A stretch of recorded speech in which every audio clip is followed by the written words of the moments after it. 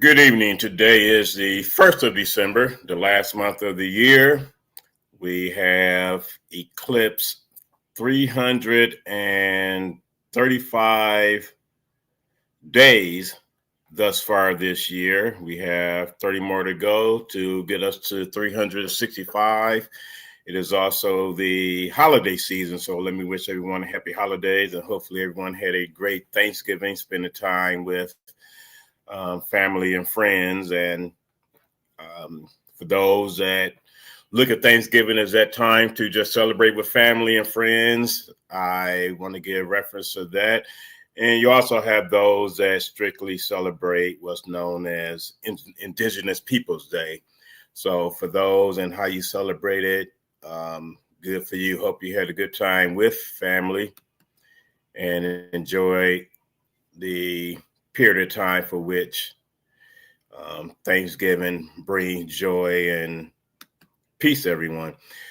Today is a very interesting day. Again, it is the last month of the year. And this time next year, we will have a new governor in the state of Michigan, at least a governor-elect. And with that being said, I received a post yesterday, November 30th, and the title of the post was Duggan for Michigan. And in addition to that post, it talked about what sets Duggan apart. And as I looked at the comments, and joining me soon will be Attorney Vanessa Moss. She is a co-host of the Wednesday, Friday, and Saturday edition of Detroit in Black and White.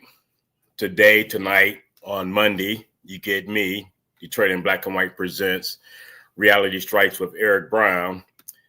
And as I was, going through the comments of the post that I received, it was just amazing to see some of the comments. Good, bad, or indifferent. Depends on your perspective. Depends on whether or not you are an independent, a Democrat, or a Republican. If you are a Democrat in sheep's clothing, if you are a Republican in sheep's clothing, if you are a Democrat in name only or a Republican in name only, you're known as a dino or a rhino. But some of the comments were just amazing to me. And I want to welcome Vanessa Moss to the podcast. How you doing this evening? Good evening. Good evening to Reality Strikes viewers. Happy to be here, Eric. Thank you for inviting me. And as always, we want you to like, subscribe, and share any platform on the Detroit in Black and White channel so that we can, increase the algorithms and increase the viewership. And how you doing, Derek Henry? How you doing, G Money Hollywood? Thanks for joining me, as well as Vanessa this evening. And as I was stating, Vanessa, the topic is Duggan for Michigan and what sets Duggan apart. And prior to the podcast, I sent you, there were over 100 comments. I sent you some, and I stated, and I can't remember when Duggan first announced his candidacy, but I do know when I was on the Detroit in Black and White Saturday edition, right. I think it was the Saturday after he made his announcement, and I said then, and when we read some of these comments, it plays into my forecasting as it relates to how his campaign will be ran, and or the impression that people will have of how this white man saved Detroit. And I think people need to understand Detroit didn't need saving. I mean, the people are who they are. And we always get caught up in this saviorship mentality. And no matter how you feel about Kwame Kilpatrick, Dave Bing, Dennis Archer, Coleman Young, at the end of the day, there were some highs and lows with every last one of those administrations. But to act like Duggan saved Detroit, and many of the comments speak to that. Matter of fact, that's why some people saying they are voting for him. And I'm not sure if all the people that made comments are Detroit residents. Obviously, they are Michigan residents because they plan on voting for him. But at the end of the day, no one person saved Detroit without a doubt, because some of the issues that were there before he got here are actually worse. How you doing, Karen Winston? And the one worse aspect is the child poverty rate. It went from 44% to 51%. In addition to that, schools have not gotten better. And one of the agenda items for Mayor Duggan is a $4.5 billion proposal to fix the schools. Right. Well, damn it, what did you do to fix the school in the city you were mayor for 12 years? So I just find it interesting that was one of the comments made by someone saying that if he can fix the schools in Detroit, he can definitely fix the schools or the educational crisis in the state of Michigan. My question to that person was, what schools did he fix in Detroit? Because I'm not sure what rock they've been under the last 12 years, but things have not gotten better in Detroit. It's still considered the worst urban school district in the state of Michigan and one of the worst in the country. Well, Eric, you know what? I think that if you were to ask him that question, he would probably say, as the governor of the state of Michigan, he will have much more power to be able to do that his hands were limited because, as you know, in the state of Michigan, the school districts are ran by the school board. You have a superintendent, which is separate from that as mayor of each city. I do think that you can use your power and your presence as a bully pulpit, if you will, to effectuate change, and that has not been done. So I'm going to go back to when I came on the show. You were talking about Mayor Duggan using the success, if you will, of Detroit as, hey, I had Detroit turn around. I can do the same thing for the state of Michigan. There are a lot of people who believe that is true. And the reality is this. He had a clean slate, right? I had a checkbook, and he had people that supported him, the same people who, and I'm not saying it's a bad thing, I'm just saying it is a thing. Some of the same people that supported him are supporting the mayor-elect, and they believe that, they stood behind him as he was the turnaround kid of the city of Detroit. The reality is you can't have a world-class city if you don't have a good downtown. Okay, so we know that downtown has been and continues to expand. We also know that you can't have a world-class city or something that you can tout about, or even a state, if you don't have a good education system. I think that you've given the current governor some some props for the things that she's done as of late, but to me it's too late. It's very late, and it's not much.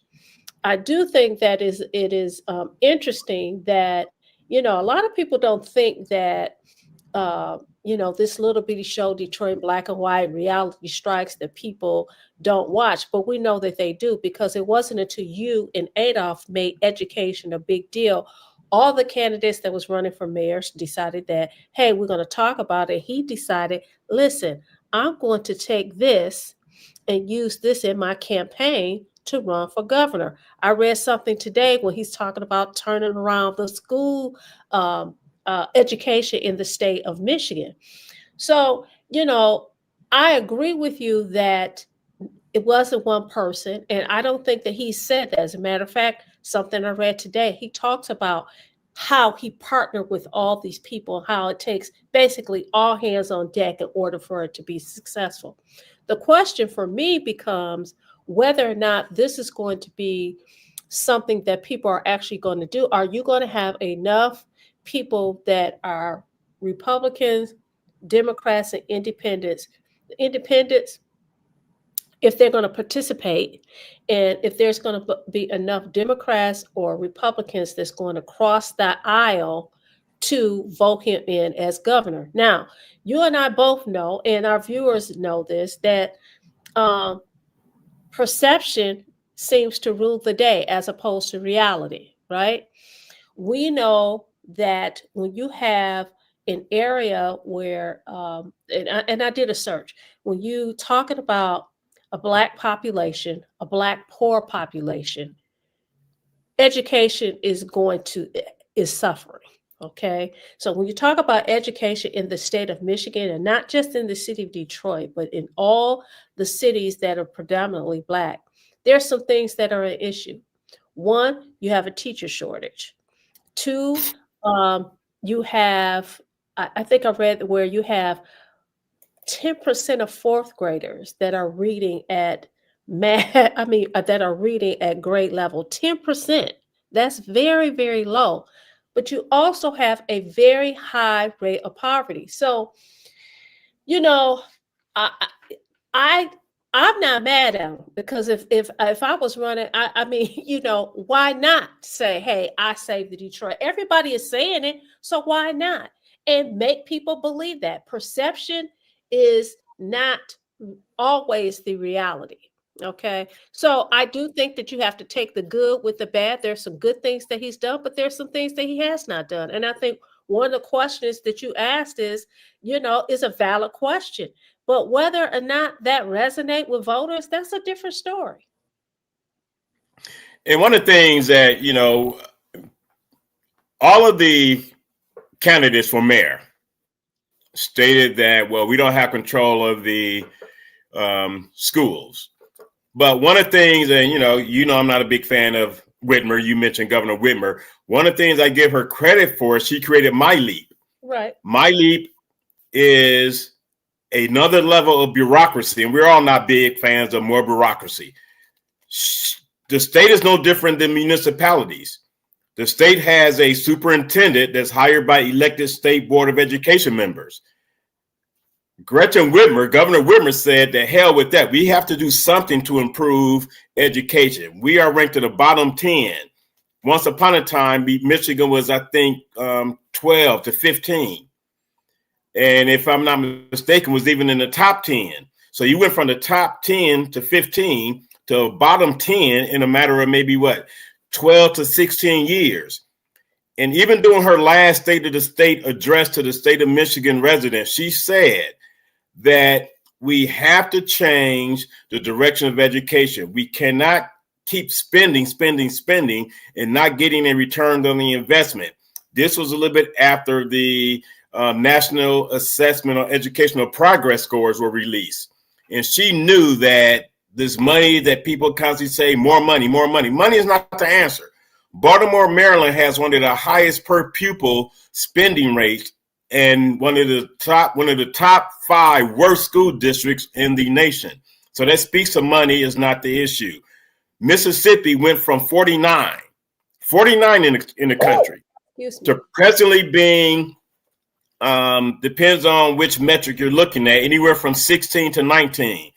They went that way because they made it a concerted effort to focus on literacy. Everything is measured based on third grade scores going into the fourth grade.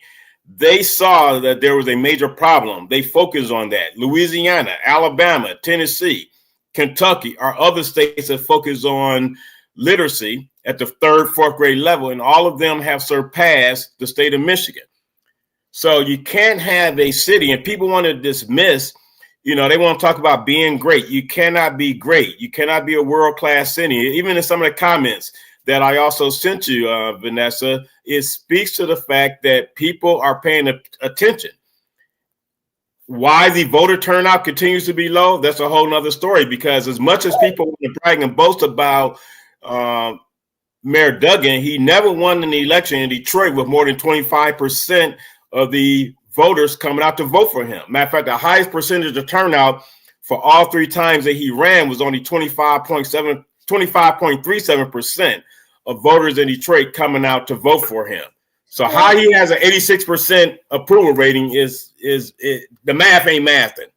Okay, the math may not be mathing, but he won once, twice, 3 times, or whatever. I do think that his the fact that he decided that he was going to get out in front. You have not heard Jocelyn Benson talk about education. You have not heard her talk about turning things around. You have not heard John James talk about that. You haven't heard anybody else. So again, it's the perception, and he's getting out in front of it. And quite frankly, I think he is a genius politician. Now, do I think that as running as an independent saying, listen, I turned Detroit around. I want to turn the school district around. I'm the person for you. And it takes all hands on deck. Listen, I think that is what he should do. I think that anybody that's running for office should do. And he's the only one that's come out there and said this. He's in the front row, and he's saying, this is what I'm going to do. Now, whether or not that resonates with all voters in the state of Michigan is another thing, because as you indicated, because I sent you the caption, and then you sent me the comments, because I didn't read the comments. I just thought it was something right. But some of the comments were very supportive of him. There was a few people who talked about the dirt issue. I saw a comment about the dirt. Some people called him a criminal, but for the most part, people feel like, listen, he turned the city of Detroit around. And again, it's the perception, because the reality is, yeah, downtown looks great, but guys are just talking about working in the neighborhoods, and you're on your way out the door. Let's see what happens if in the next 3 or 4 years in the neighborhoods. But again, I think, based on those comments, that people believe the perception. And to be honest with you, I think he is the guy. He was given a blank checkbook. They said, hey, do what you can, do what you need to do. And he did it. We can't take that away from him. Listen, I was one of those people who didn't live in the city. I grew up in the city of Detroit. I had all my education in the city of Detroit: law school, undergrad, high school, elementary school. And then when I became an adult and got married, I moved out of the city. Once my children were adults and doing their own thing, I moved back into the city. And I moved back into the city because I like the bright, new, shiny things that was downtown. And quite frankly, I feel, because I live downtown, and that's not a secret, I know the crime rate is high, but I feel just as safe as I did when I was living in the suburbs. And that's the honest to goodness truth. Now, am I concerned about the plight that our people, and when I say our people, I'm talking about people who live here, who are sending their children to school and they're not getting anything for it? I have a problem with that, especially since I worked in the school system formerly, and now I work as I'm a adjunct professor. Of course, I am concerned about that, but I don't think that voters are really concerned about that. And one more thing, Eric, when you talk about how Mayor Duggan won, and he won with a very small number, we can have a whole show on voter. People could talk about how they suppress votes and they don't want us to vote. What difference does it make if you're not participating? It doesn't make any difference.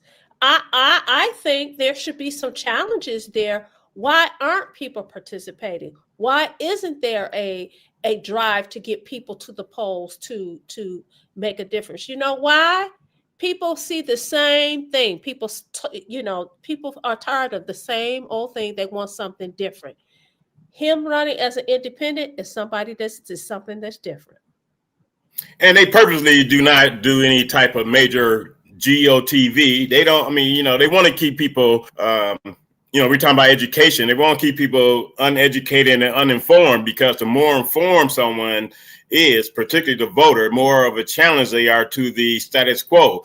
And let me get to some of our viewers. The homie 1721, Miss Cynthia Johnson, Karen Winston, Mr. 1213, and these are regular viewers to the program, not just mine, but all of the Detroit in Black and White platform channels, as well as the week that was with the Alan Lango on Fridays at 11:30 a.m.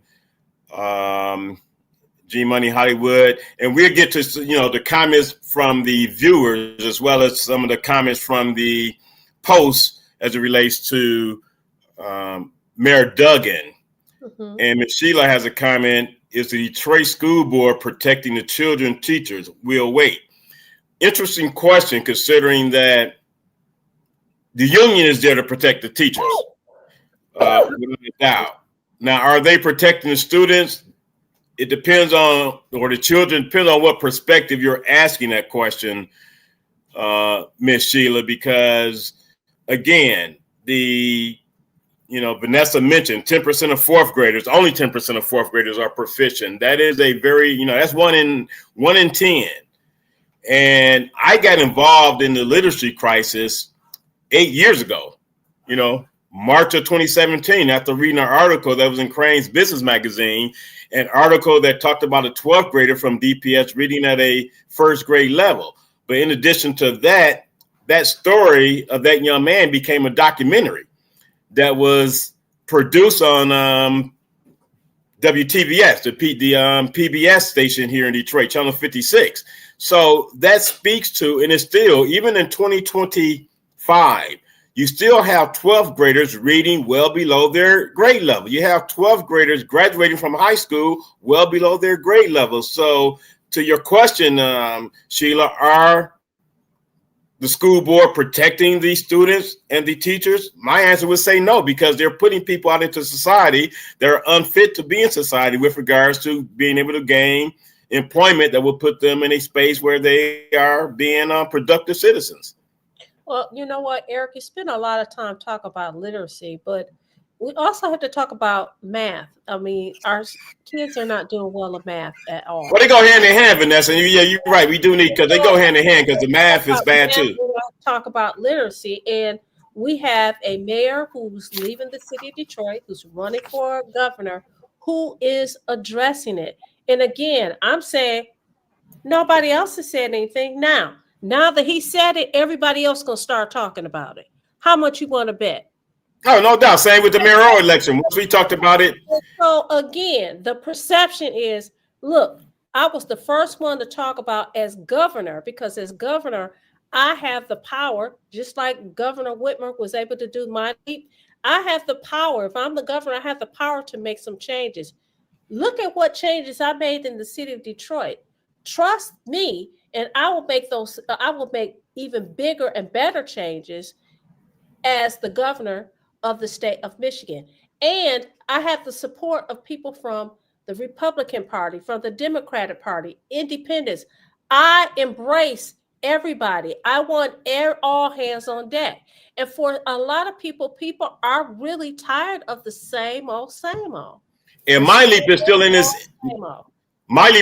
its infancy, and that will be a department that he will have to grow and make better if he does become mayor, if he does become governor. And that $4.5 billion plan, because it's out there now, people can check it out. That $4.5 billion plan, it's easy to say, well, why he did not do anything with the city of Detroit. I still feel that, and I even told Mary-elect Sheffield, I told Councilman Durhal. I also said the same thing to Chantel Jenkins. Anyone that came on the show, they have the opportunity. Again, quit using the excuse you don't have control over the school board. I told every last one of them. I told every last one of them to check out My Leap. As a matter of fact, when Durhal came on the show, when we were doing the Q&A with him, he made it very specific. Eric, I knew you were going to ask me about education. My wife prepared me for this, So same with Mary, same with Chantel, same with Hussein, who came on the show. Even some of the city council candidates that came on the show, Detroit in Black and White on that, our Saturdays. They knew that they were going to get grilled on education, because again, you said it already. We know this. You cannot have a world-class city if you do not have a fruitful educational program, because how are you going to draw business to a city if you don't have the educated residents to go into these jobs? And when you say educated residents, you also have to have residents that are not where 51% of people are living below the poverty level. All these things go hand in hand. And so this is going to be it's interesting already. It's going to be very interesting once everybody else starts talking about their platform. But again, I'm going to listen. I'm the kind of person, I'm going to give you your props when you're supposed to get your props, in my opinion. And I'm going to tell you, I'm going to give you some constructive criticism. I think that his campaign, the way he started it off, the way he is campaigning, I think it is going to resonate with people. Now, will it resonate to the extent that people are actually going to participate and he's able to pull it off? I don't know, because a lot of people are not going to cross the street. I don't care what you say. I know what you said you're going to do. It's just easier for me to darken that oval with the D or R and just do straight. You're asking people to take a leap to do that whole independent thing. And that speaks to some of the, we get to some of the comments in a minute. That speaks to some of the comments that people had on that post. And to your question or your comment, Miss Sheila, Detroit Public School needs to bring back Miss Alicia Merriweather, superintendent. She was the interim at one point, but I don't think I know she wasn't in the finalist category for the position. So for whatever reason, they did not find her to be that person to take over after the last superintendent left. And I forgot who that superintendent was. G Money, I think it's G Money. He has a comment. It is G Money. Duggan did a lot for Detroit's image because he brought back downtown, which you spoke about, Vanessa. But remember, he gave a strong credit to the late Carolyn Kilpatrick. However, he was able to really attract investors. And he's absolutely correct. And not only did he give the late Carolyn Kilpatrick her props, he gave Kwame his props about some of the things that he was able to accomplish. And he said so many things were already in the works before I became the mayor of the city of Detroit. And see, that matters to people. That resonates with people. Like, he's not just taking all the credit himself. Now, there are people who will give him, who have given him all the credit and say, hey, you're the one who saved the city of Detroit. But he has said, look, I've worked and I've had partners to work with me to do these kind of things. I see G Money says you have to face reality. The system is designed to keep heavy Black populated urban areas down when it comes to investing in education. If any major urban make progress, it's an exception. Okay. I mean, he's right, because you look at, when I did the legwork to charter the Kappa Alpha Psi chapter in Macomb County, one of the things that I did, Vanessa, I looked at all 23 of the cities that encompass Macomb County. Every last one of those cities, the Black student body was at the bottom of the totem pole when it came to literacy, that being math as well as reading literacy. So you go to Chicago, you go to Baltimore, you go to St. Louis, you go to Cincinnati. Cincinnati has one of the highest, but Cincinnati is more, it's not quite, it's an urban community, but there are more whites. Same with Indianapolis, there are more whites than blacks. But you go to the bastion of what's known as chocolate cities, every last one of these cities, like Detroit, East St. Louis are at the bottom of the totem pole. Again, Detroit is Detroit is the worst urban school district in the state of Michigan. One of the worst in the country. Well, so G Money is right. So something that you talked about was that, throwing money at it is not going to fix it. But I know I've said this, and I've had the conversation. I've said it on Detroit in Black and White.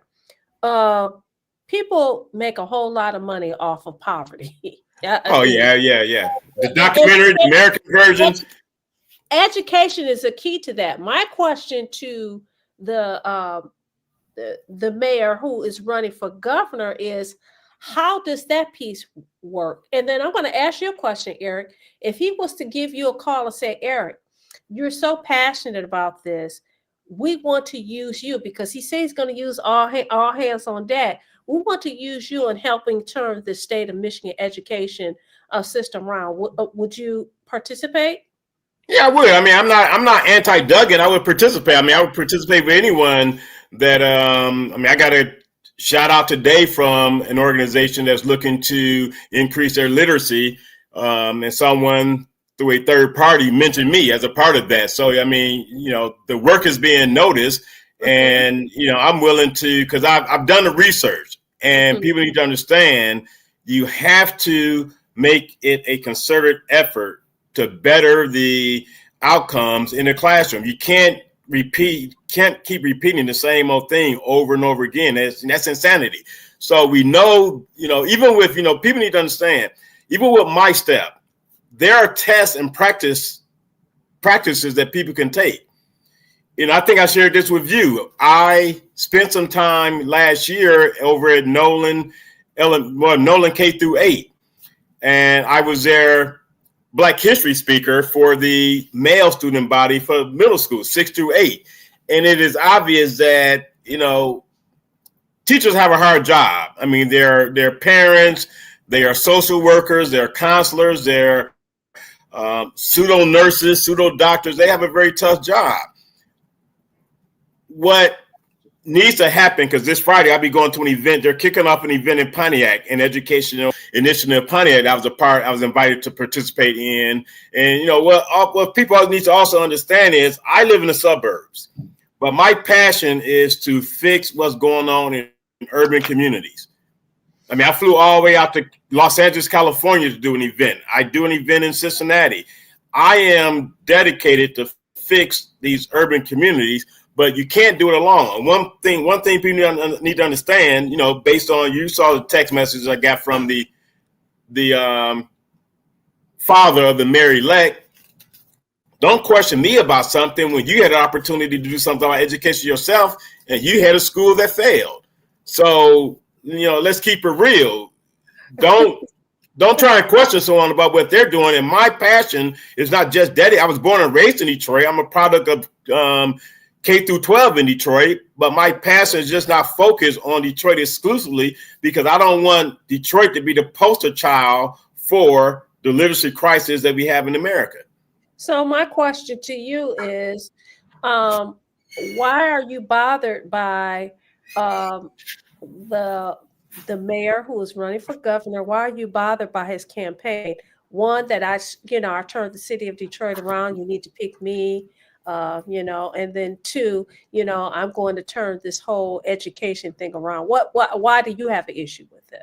No, I don't have an issue. I mean, I applaud him for the educational piece. I will always question why you did not do more for Detroit when you could have, considering you were mayor for 12 years. But what the turnoff for me are the comments on that page as it relates to people thinking that this white man saved Detroit. That's not the case. You have a lot of people in Detroit, black, white, green, purple, blue, that are doing some positive things. To just say that you're voting for him, giving him the credit based on you having a perception that Detroit is thriving now, that's not the case. They have a contaminated dirt issue that might become the Flint of Flint of Detroit, or the Detroit of Flint, that needs to be addressed.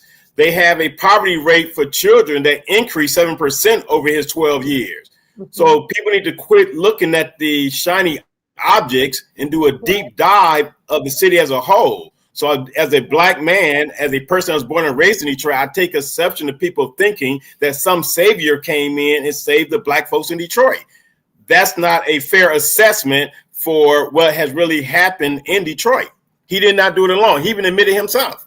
Well, he says that in his campaign. You want to read some of the comments so the viewers can hear what's happening? Yeah, so one of the first comments was, he's the only candidate who actually turned around a failing institution at scale.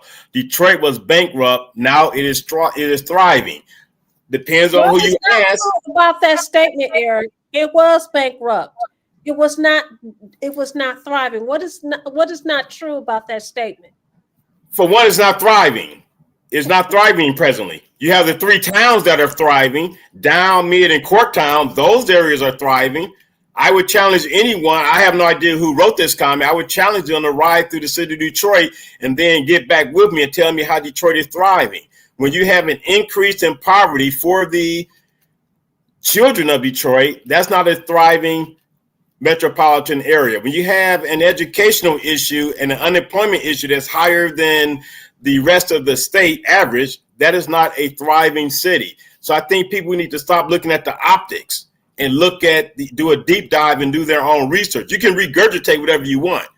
You can see things from your own lens. And I think that's what a lot of people are doing. They're seeing it from their own lens, as opposed to, I mean, the person that wrote this could probably live in, Buckfuck, Egypt, Upper Peninsula. They've never been to Detroit.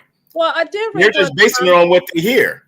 One of the commenters is in Southgate, and they're concerned about taxes, and they're like, "Hey, hopefully you can address the whole property tax issue."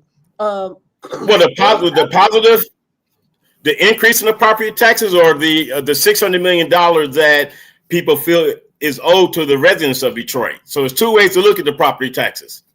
Okay.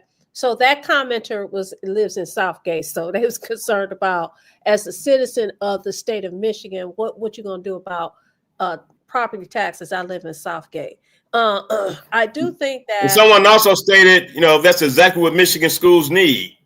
Mm-hmm. Mike Duggan. I'm confused by that statement, because all he has is a proposal right now. He does not have any metrics that we can base it on with regards to how he will improve the schools, when he has not improved the Detroit schools. Even though he want to say, I'm the mayor, the school board handles the school. Again, I give Whitmer all the credit with regard to my leap. Now he does have. Wait a minute, you give Whitmer all the credit. She's the governor.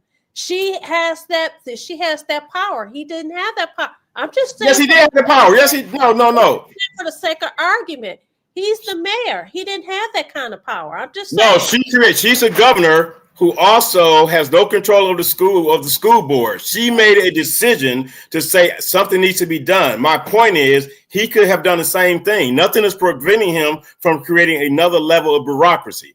You need to understand, the mayor-elect is talking about creating 2 new departments: police gun control, and some other department. I can't remember off the tip of my mind right now, but she's going to create 2 additional. She has that power to do that. She also has the power to create something similar to my leap. And that's what people need to understand. They're not unlimited in their abilities to create a new department. They have the funds to do that. There's a discretionary fund that they can use to create any new department, hire new people to the department that they want.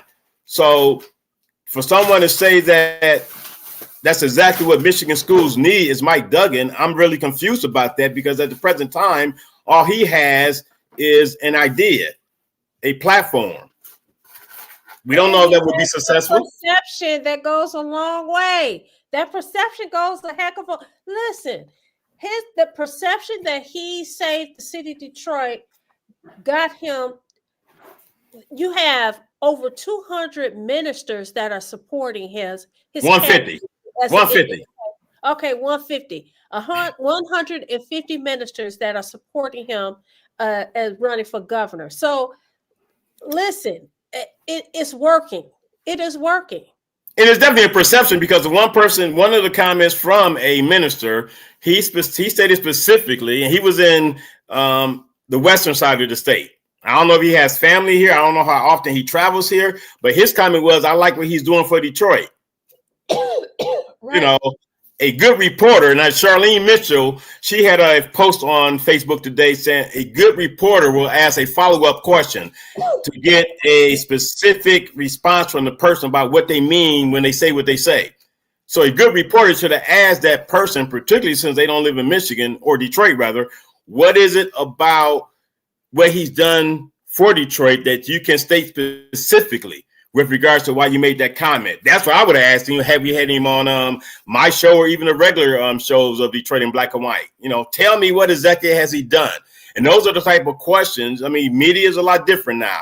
Those are the type of questions that needs to be asked of anyone running for governor, U.S. Senate. You all had Haley Stevens on 2 weeks ago.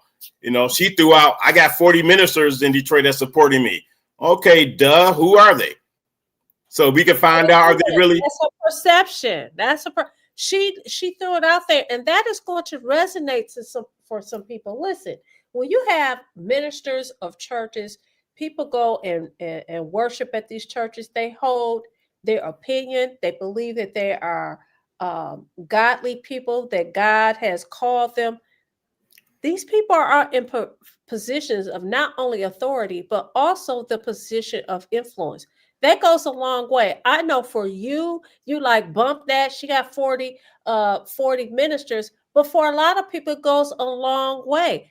I grew up in the church, and I know I know for a fact that like my grandparents, they held their pastor in high regard, and whatever he say, they went with it. Now, they always had problems with me because I was always questioning, well, why are you doing that? Well, why? Just because he's, he put his pants on just like the rest of us. But Right.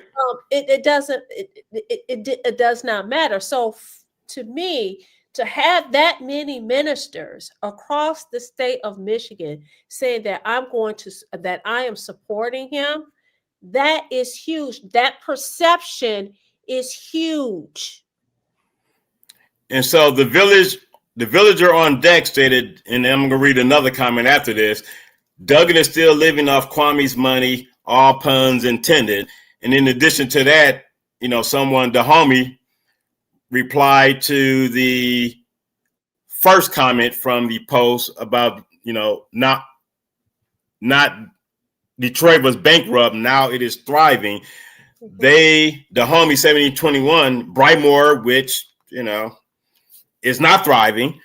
I'm not sure where the Burton community is, but the Marygrove community is not thriving either. So again, you could go to many pockets of Detroit, because it's a very large city, very massive, and see a lot of non-thriving areas. But to your point, yes, it's a perception based on someone's feeling that way, that it is thriving. The perception, and I will say this: I have friends who live in Palmer Woods, University District, Sherwood Forest, Rosedale Park, North Rosedale Park. East English Village, Green Acres. Those people that I know, they're very supportive of Mayor Duggan. Why? Because their property value went up once he became the mayor of the city of Detroit. So again, and that's a reality. That's not only is that a perception, right? That's a fact. But will. So those little wins, I did this here, this happened. I did this here, this happened, and so on and so forth. That resonates with people, even people who don't live in the city. What they see. I'm going to give you an example. We had the NFL draft here, right? It was a big deal, and the whole United States, had their eyes on the city of Detroit. Did you see how beautiful the city of Detroit looked? Did you see how people were getting along? And it went without a hitch. People are looking at that perception. Look what he's done. And so I get, as a Black man, you feel like, why are they saying that this Caucasian man is a savior? I don't think he's saying I'm a savior. He's saying, look, I did the work and I need to get credit for it. I'm not saying he's saying, no. I'm not. Let me be very clear. I'm not saying that he is saying that. That is a perception that is out there from the people that look like him, because you always, good example. I guarantee you that the mayor-elect will be judged by a different standard than her immediate predecessor. Even have been a Black male elected. Any Black person is going to be judged by a different set of circumstances than the person that was in that seat for 12 years. That goes without saying. That's a psyche of human beings, because you have this person, let her make one mistake. You're going to have people saying, I told you so. We should have convinced to stay in that office, even though they don't know about the bills that are due, and he might be getting out at the right time. And to your friends that live in Palmer Park and all these other exclusive areas, Indian Village, they come November of next year, they will know the trajectory of Detroit based on bills being due come election day next November. And you know what?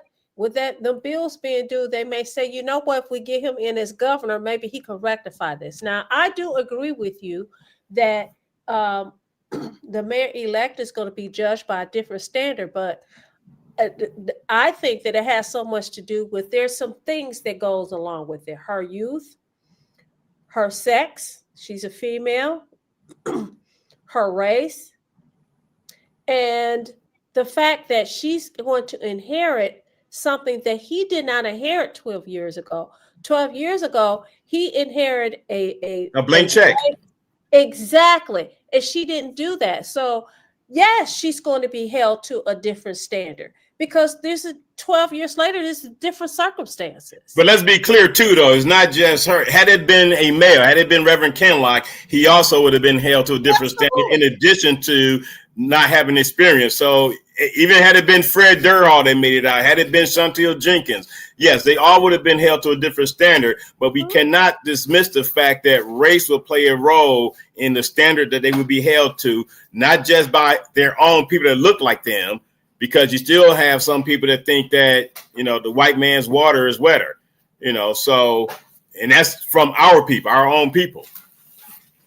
And I'm not sure what this comment means right here about Duggan could have signed UNDRIP and he didn't. So if you mind explaining that, the homie, I would appreciate it. I didn't understand that either. Mr. 1213, you should read his comment. You read it, 'cause I think I have to scroll up to find that one. Mayor Duggan attracted global businesses to Detroit. I don't know if the new mayor will reach out to attract national or international businesses to Detroit. That's interesting. I think that, you know, I don't know who she's going to have in her cabinet, but I'm hopeful because I've said this. Listen, I didn't have anything personally against her. I didn't have the issues that other people may have had. You know, all of us speak for ourselves. But I will say this. That was not listen, I belong to Triumph Church. So I believed in Pastor Kinloch. But I'm hopeful that she will be successful, because if she's successful, then we're successful. And all of these things have to come together. So those same people who supported Mayor Duggan, that supporting him as governor, those same people need to continue to support Mayor-elect Sheffield to get these people, from other parts of the world, international as well as national people from other parts of the United States to make this whole thing work out.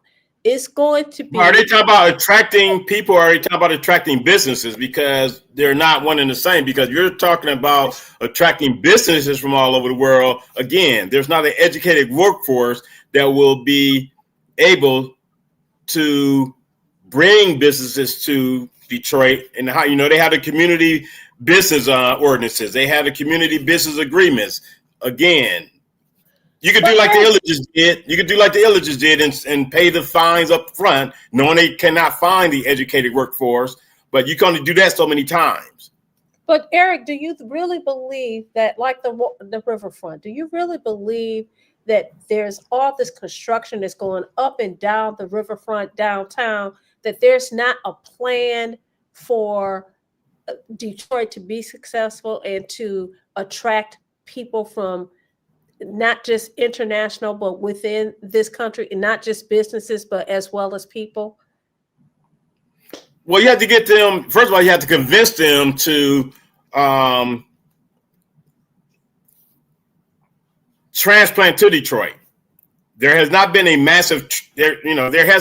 massive influx of people coming to Detroit to boost the population. Remember, the number that was bragged about was only about 1,800 people. That's not growth based on 2013. Your three dominant categories that he said to be judged by was increasing population, reducing crime, and improving the schools. We know he did not improve the schools under his watch. Crime, that's debatable. But 1,800 people is not an increase in population in a city that formerly had almost 2 million people. So again, those were the standards he said to judge him by. Yeah. So to now say, will a new mayor bring this together? and it didn't come together previously, people are going to take a wait and see attitude before they make a decision to come to Detroit, businesses or even transplants. Well, I think I'm going to read one of the comments if you don't mind. The Real Village on deck says he has two comments, or they have two comments. I don't know if it's male or female. It says that all that Fed money is gone, and we're about to go from being in the black to being in the red at the drop of a dime. And they further indicated that her, meaning the mayor-elect's K through 12 ideologies on education are not impressive. And as under 40 mayor, how's that going to work in a highly illiterate population in the city? So my question to you is the Real Village on deck. What do you think about the outgoing mayor's campaign on education, as well as bringing the city back to its glory? And I know who that person is as a male, but he also worked with the DPS summer program. Mm-hmm. And like myself, I saw things that was, it's kind of unfortunate because these kids, and I was at a K through 8, and I'm not sure what facility he was at, but where I was at, there's a lot of work that needs to be done, and we cannot keep dismissing that. And that's why I say it all the time. There's a guy, Eric Miller Sr. I gave him a shout out because he'd be on my show soon. He has a very impressive plan to deal with education, as well as not just educational literacy, but also financial literacy. Very impressive plan. Those thinking outside the box ideas is what's going to take a city like Detroit to move forward. We just cannot keep doing the same things over and over. The results that we are seeing are abysmal. So people have, when I was invited to come to the event in Pontiac on this coming Friday, I was invited based on the person knowing my passion for it, and they just want to have me be a part of the initiative that they're addressing in Pontiac. And I'm humbled because I think it's important. You have to get people that care enough to make a difference. Even if someone does not have an educational background, you have to get those that care enough, that have noticed there's a problem and are willing to be a part of the solution, not continuously talking about the problem. Yeah, the Real Village goes on and says he had 12 years to work something out with DPSD, and he chose to stay on the sidelines. Well, to that, I'm going to say this. It really wasn't an issue until this last mayoral election. And what I mean by that is this, that people may have, Eric may have, myself, we've had conversations about it, but it wasn't a political conversation for real, until this last mayoral election. So for 12 years, he didn't feel like the people felt like it was important. When you have people and keep in mind, you had a small amount of people that endorsed him, in other words, voted for him. These are the same people who vote. These are the same people, some of these same people that I talked about, who lived in these different neighborhoods that didn't care that much about it, because guess what? My property values have gone up. My kids are off in college. They're grown. I'm here. I got this big old house. So we have this big old house. Listen, we good. So now that it has been as far as I'm concerned, it's a political football, you're throwing it here and throwing it there. So now they're having the conversation. So yes, the Real Village on deck. I agree that he, as well as, and I'm not just going to put it on him, I'm going to say everybody that was sitting on city council. I said that on Detroit in Black and White. It was not a part of the conversation for 12 years. The neighborhoods was not a part of the conversation for 12 years. The poverty issue was not a part of the conversation for 12 years, for real. What we talked about is what was going on downtown, what's going on in Midtown, what's going on in Corktown, what shiny new thing we're going to get, whether we're going to have Michigan Avenue turn into an avenue where electric cars can go up and down because you're going to turn it into something. Those were the conversations that was being had. We weren't having conversations. It was not important. Well, not enough people are having it. Exactly. Not enough people are having it collectively. That's right. Because I give Bankley Thompson all the credit in the world. He constantly focused on, just like I focus on education and literacy, he constantly focused on poverty. He had a relationship, both he, Sam Riddle, with the Pulse Institute. The Pulse Institute focuses on poverty in urban communities. And to your point, Mr. 1213, because you made the comment about reaching out to global and international businesses.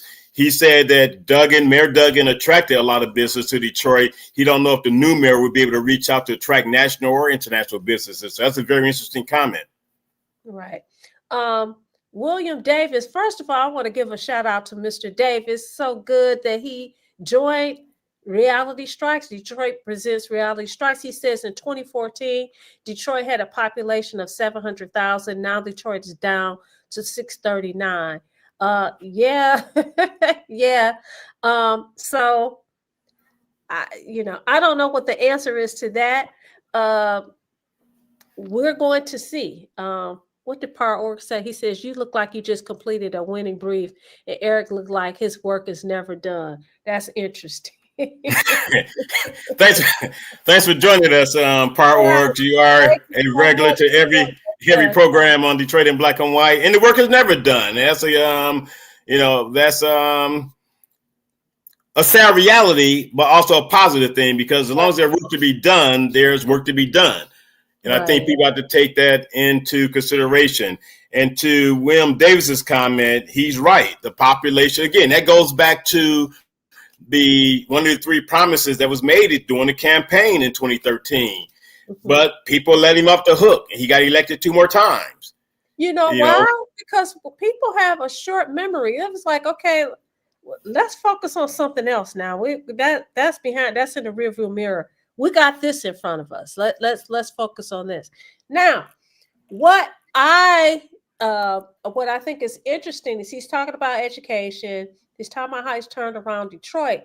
My question is this whole they call it dirty dirt, if this is going to be an issue? And now there's a big deal about this whole, they're like people, and I'm hearing a groundswell of people complaining. People were complaining before, but now I hear more and more about the Detroit Water and Sewage Department, whether or not there's going to be some changes, how small businesses, we're supposed to get more businesses, in particular more Black businesses in the city of Detroit, how these businesses are being run off or are not even interested in coming because of this drainage fee that people are having. The drainage runoff fee. The drainage runoff fee. The runoff fee. So now we have 2 other issues. And my question is, I wonder, and in my head, is this going to have an impact on his run for governor of the city of Detroit? Because we've talked about this, and some people just want to go away, but this dirt issue is a real issue. Anytime that's not going to go away. It's that area where the dogs don't want to walk on that area, the cats, grass is growing. It is a problem. It's no different in Flint. It's about who knew it, when did they know it, and we always know the cover up is always worse than the crime itself. Because people can be dismissive of Governor Snyder all they want. That issue was already there when he became governor, and I think people forget about that. You want to blame the governor and the white man? No, you had people that look like us that made the decision to switch to water. But then all of a sudden you want to blame the person at the top, which people do. You blame the person at the top, but trust me, that was bigger. It lands on his plate. He's at the top. He should take responsibility for that. Only a limited, Vanessa, let's be clear. Only a limited responsibility. The issue in Flint was in place. He became governor. I think that's what people want to be dismissive of. Now you have this dirt situation. This dirt situation was not only in place before she became mayor-elect, it was also part of her own doing based on the relationship she had with the person that put the dirty damn dirt in Detroit. Yeah. So she has a problem to deal with when it comes to that dirt contamination. Yep. So Mr. 1213 says, just say the population does increase in the neighborhoods that need it, which bring the increase in taxes from homeowners, do those tax dollars go back into those neighborhoods or to a general fund? You know what? I think they go to the general fund. Org probably can answer that. He's very involved in the going-ons of Detroit city politics. But I think that goes to the general fund, not the neighborhoods. Okay. The neighborhoods are the ones that pay the taxes. You don't see any improvement in those neighborhoods. That goes into taking care of the whole city. Well, it's not. It's only a few neighborhoods because most people are renters in the city of Detroit, right? Right. So I mean, no different than most head of households are females in the city of Detroit. So that's true. That is so true. But this could be an ongoing conversation we have less than a year before a new governor is elected.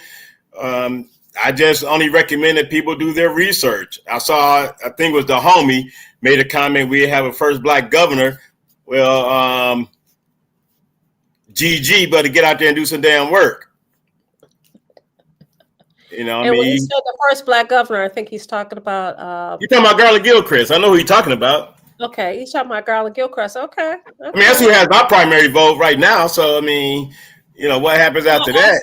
I support Garland Gilchrist, but then you just have to do some work. I mean, it didn't help for him to have to invite Jasmine Crockett into town and she dancing like she on the scene or whatever. But you gotta. Choose. She don't even know nothing about the scene. I'm just saying, dancing like she's on the scene. You got to pick and choose who you have, as your spokespeople and your surrogates. Well, we'll see what happens with his candidacy. Campaign. Yeah, he got some work to do, but he has the support of the black community. From what I see, he need to take advantage of that. Yeah. Well, is that going to be enough to carry him over the threshold is the question. No, it won't be. I mean, Hill Harper learned that lesson. So yeah, you gotta campaign to any and everybody. Yeah, don't get me to talk about Mr. Harper. Hey, is he still around? I don't know. Yeah. And G Money, man, I know we gotta go, but let me read this last comment from G Money.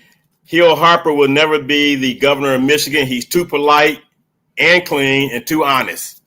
And that's a sad testament to say about the type of people you will want in government, that being too nice and honest and clean prevents you from being in government.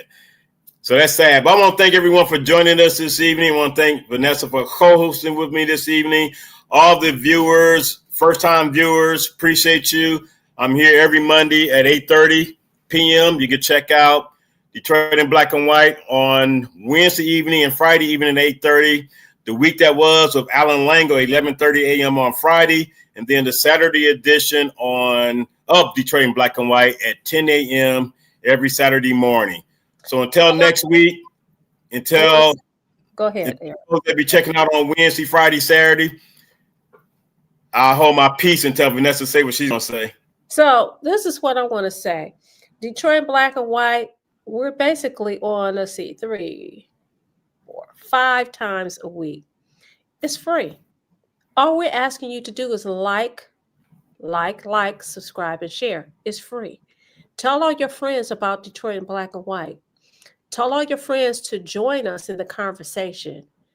Tell them that we read your comments and we appreciate you. So thank you again for subscribe, and share. And I do want G Money and Part Orgs to hit me up. I know we're Part Orgs, we're Facebook friends, but yeah, hit me up. I would love to have you all as a guest in the future on one of my shows. Same with 1213. You guys have a wealth of knowledge. And I also will have, thank you, Cynthia, good show. And I also will have True Villager on deck. He has a wealth of knowledge with regards to Karen on the show too. Karen Winston. Karen Winston, Miss Sheila, Cynthia Johnson. Yeah, so definitely just hit me up on Facebook if you're on Facebook. Otherwise, you can put a comment in the comment section with your contact information, and we will reach out to you to have you on to co-host one of the future shows. But until then, again, hopefully everyone had a great Thanksgiving. We are now in the last month of the year. Make the best of it. Be good. Hopefully Santa will come down your chimney and bring you toys and gifts instead of hot cold. Well, if you bring hot cold, your damn house will burn down. Hopefully, it bring you something other than a hot cold. So until next Monday for myself and Wednesday for the rest of the crew, peace and love and good night. Good night.